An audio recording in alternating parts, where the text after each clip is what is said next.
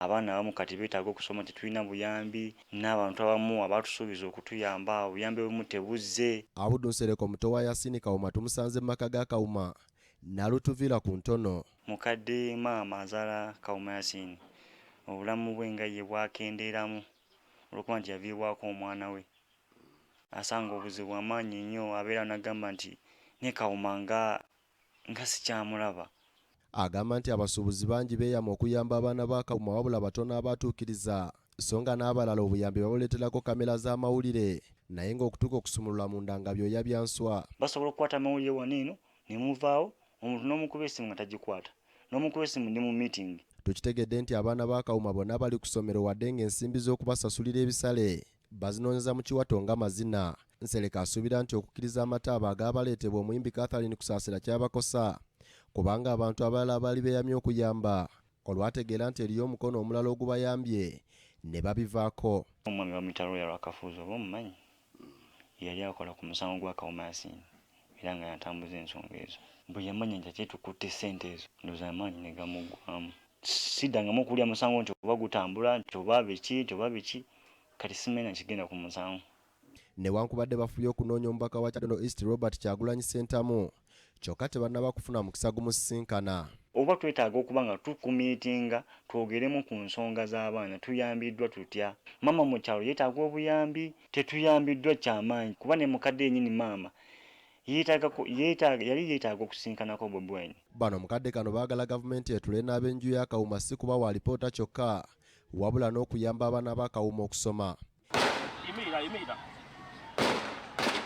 Embeera eri ewa Kawuma teyawukana n'eri ewa Dani Kyeyune yakubwa amasasi mu bitundu by'e Nansana gye buvuddeko, era abantu b'embeera yatandise dda okubanyiga, enjala bagisulwa ne bagisiiba. Bwe tufunye ekyokulya tulya, bwe tufunye atuyamba n'atuwa ne tulya, era bwe tutafunye tetulya.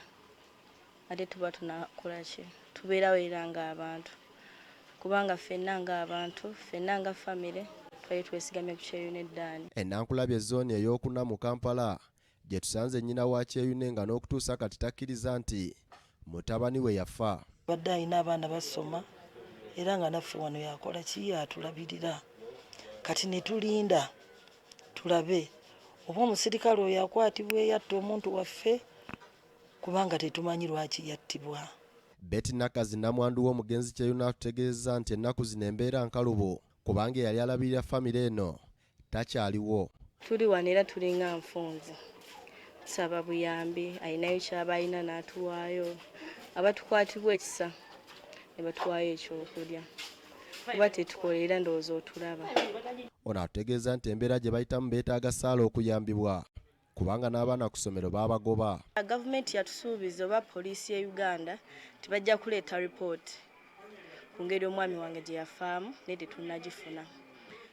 Omukutu guno mbadde siguliiko nnyo naye nawulira nti waliyo akatambi omusuubuzi ke yakwata akalaga engeri omwami wange gye baamuttamu. Twategeezebwa nti kaweebwa poliisi oba IGP tiyakayina naye tetukafunanga era tebakalaganga eri eggwanga. Omubaka wa Nakaseke South Paul Nelson Lutamaguzi Ssemakula yeeyama okuweerera abaana b'omugenzi, wabula namwandu Nakazi atutegeeza nti bwe baakubira Lutamaguzi essimu yabategeeza nti akyali biza ajja kubaddira, kyokka nakati tabaddiranga. Bakubirako ku masimu ogezaako okukwatagana nabo naye ne batugamba bajja kuddamu batuddire, ne badde tebannaba kuddamu tuddira. Nakazi agamba nti yeetaaga okumanya enfa y'omwami we era abamu tababonerezebwe mu bwenkanya.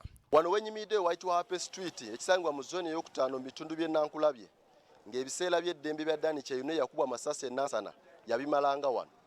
Ab'enganda n'emikwano badde beeteeseteese okusimbula wano ogenda ku kkanisa eri Kinyana Mpindi okusabira omwoyo gw'omugenzi, kyokka okusaba ne kutabaayo oluvannyuma lw'abakulu ekkanisa okubategeeza nti bafunye okutiisibwatiisibwa okuva mu bantu abatannamanyi. Sidamako muntu agana muntu kusaba, ekyo kinsuuse kiraba leero.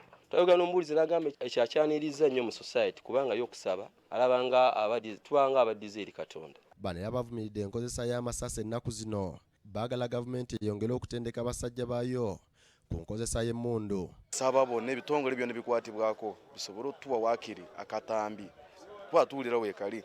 Nga tewannaba kujja ba LDU tewaliwo nnyo okufa kw'abantu bangi nnyo bwe bati n'okuva LDU we bajja bo amasasi bakuba bukubi sibatendeke kimala beetaaga okuba nti emmundu balaka n'amalala mangi mundu bagikwata alabanga ekyokuzanyisa. Omwogezi w'ekisinde kya People Power Joe Ssenyonyi agamba nti balwana bwezizingirire okufuna obwenkanya era nga tugezaako okukozesa amateeka mu buli ngeri okulaba nti gavumenti eno eyatta bannaffe bano okusookera ddala ebaliyirira ate nitulaba nti obwenkanya bubaawo.